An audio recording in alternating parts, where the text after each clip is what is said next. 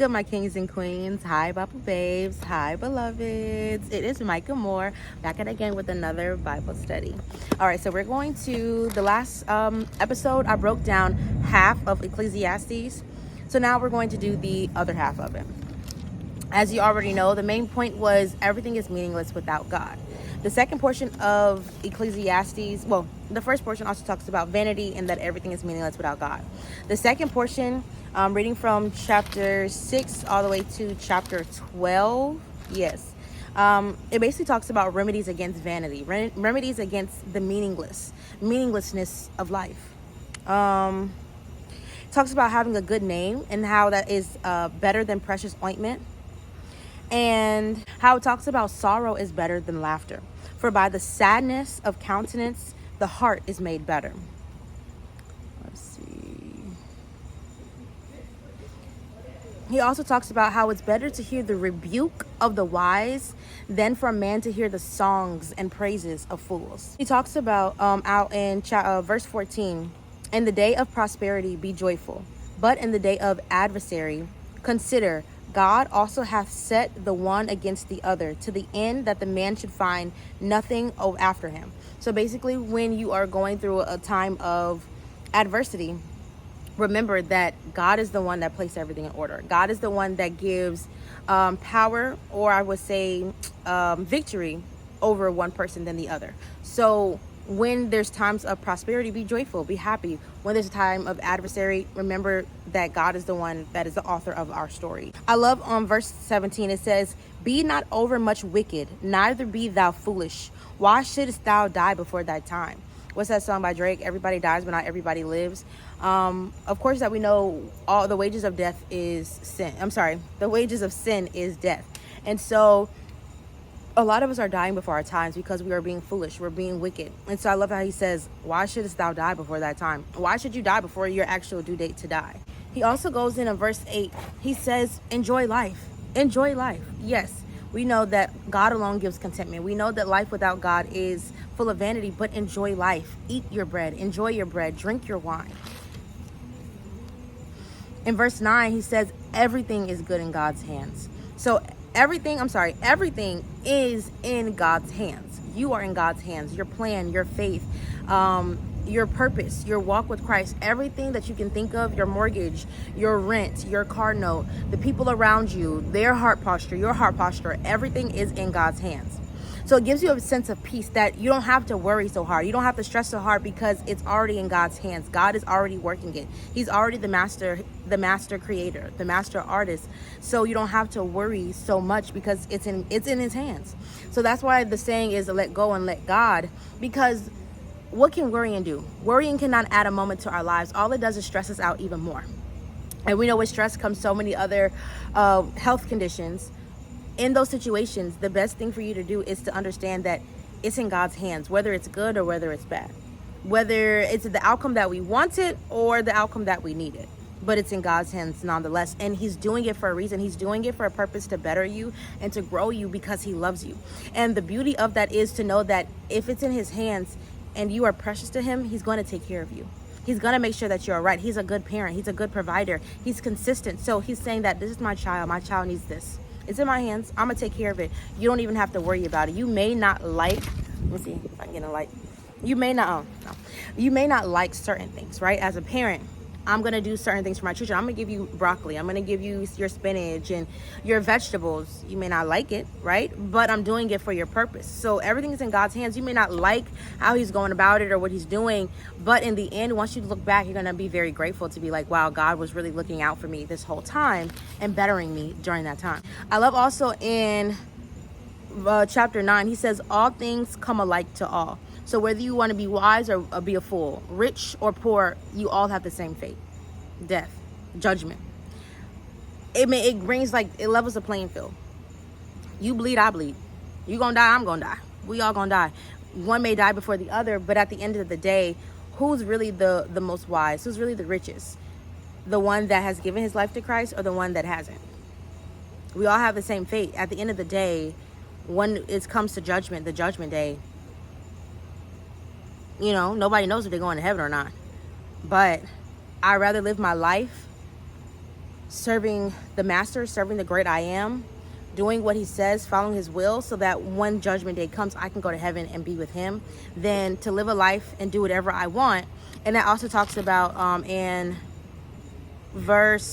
chapter 11, chapter 12.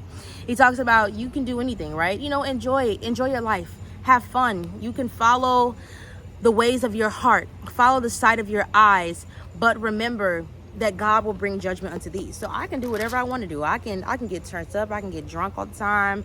I can do whatever I want to do. And I have a good life, right? To everybody else's standards. But when judgment day comes, he's going to judge me for all those things. And I'm not trying to spend my time in eternal damnation away from God forever. Let's see. And chapter 11 discusses the directions for charity, on how even in our minds we may think that we don't have enough, but he still wants us to give to other people. And that's heavily on why you have to pay your tithes. And it's not necessarily just paying it to the church.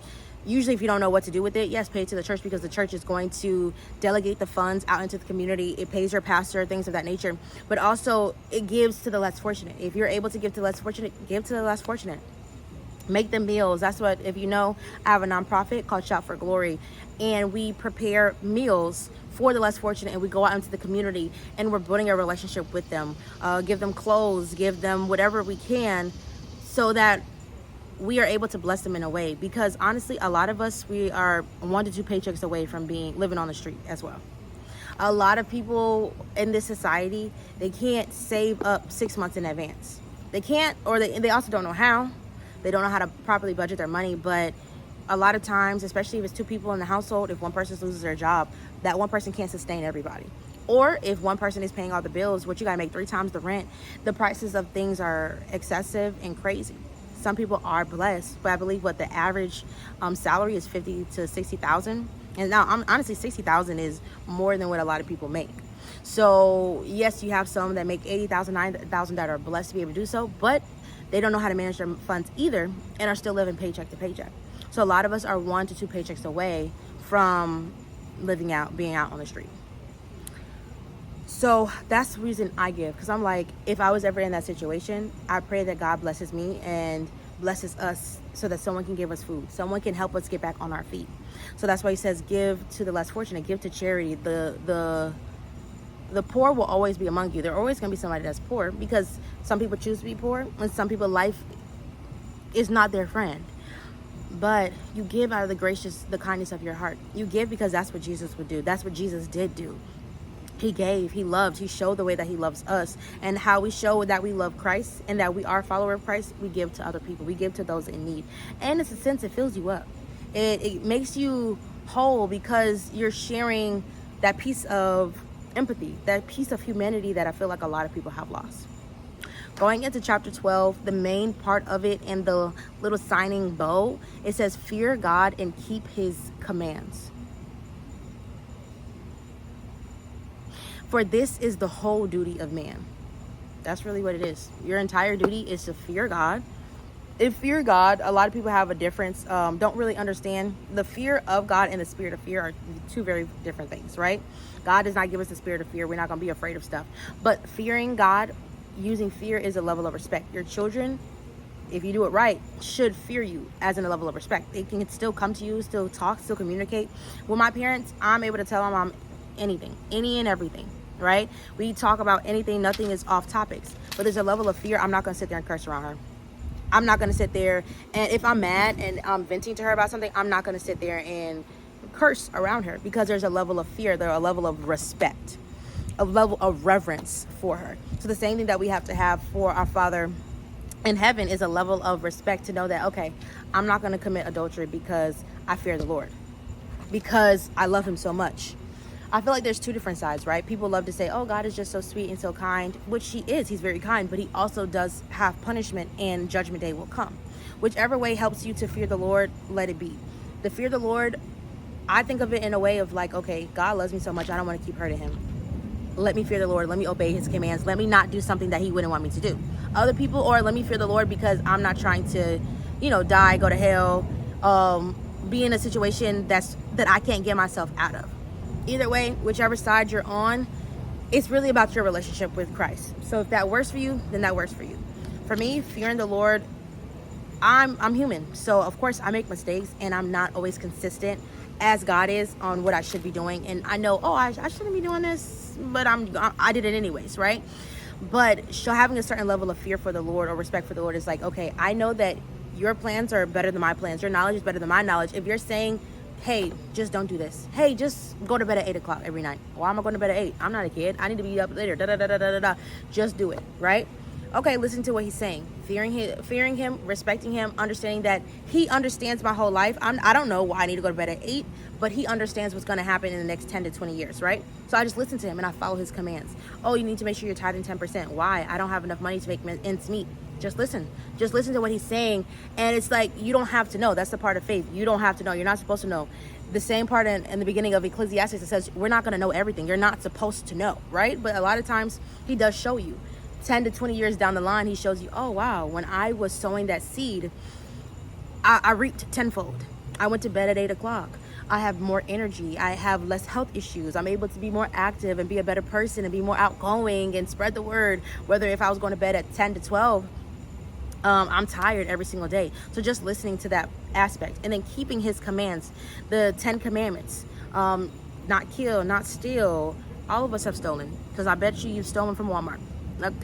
So it's like, it's a lot, the little things that we do. Don't lie. We tell white lies sometimes. Oh yeah, you look cute. Or, if they ask you, yeah, I like your hair.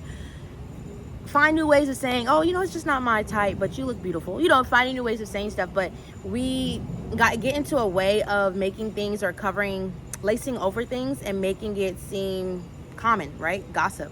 We gossip all the time. We start venting to somebody about an issue, and then we start telling more business about that person than we should. That's gossiping. We're not supposed to gossip.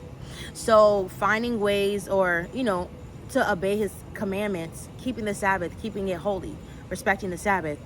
A lot of times we are cooking, we're cleaning. I grew up 7-day Adventist. Nowadays, do I still do certain stuff? Yes, I do. I try to make it as minimal as possible. And that's why I ensure that I try to go to church on Saturdays, because it helps me stay in line with, I'm not going to the store to buy anything. Oh, let me make sure I cook on Friday and clean on Friday before the Sabbath, so everything is ready. Let me make sure all of our hair is done before the Sabbath so that we're together. So it's just things of that nature, so I can stay in alignment, because he gave us the Sabbath as a day for rest. Sabbath was made for man and not man for the Sabbath. So the Sabbath was made for us as a day to replenish. I know some people talk about, oh, the Sabbath, when I'm living in the Lord's Sabbath, it's every single day. That's not how he set it up. He said on the 7th day was the day that he rested. He rested on the 7th day. So you can be in God's rest every single day long, all day long. That's perfectly fine, because God is the Prince of Peace. He gives you peace. But it's a certain level of resting, certain things that you should and should not be doing. We can get into that in a different topic, but that's just going in chapter 12 as far as fear God and keeping his commands. Those are some of the commands that we are supposed to keep, and whatever other commands that come to you. Because as you know, there's certain sins that are not in here, but we know that it's a sin for us because it's a relationship with Christ. If God is telling you to do something and you don't do it, that's a sin. It may not say it directly in here, Micah, you need to do X, Y, and Z, but we know that if he's telling me do something and I'm disobeying him, sinning is disobeying. Sinning is missing the arrow. Sinning is disobeying God. So if I'm not listening to him and I'm disobeying him, then it's a sin. That's all I wanted to say. Thank you guys for listening. Stay up, stay tuned, and stay in that word. And I'll see you in the next video. Bye.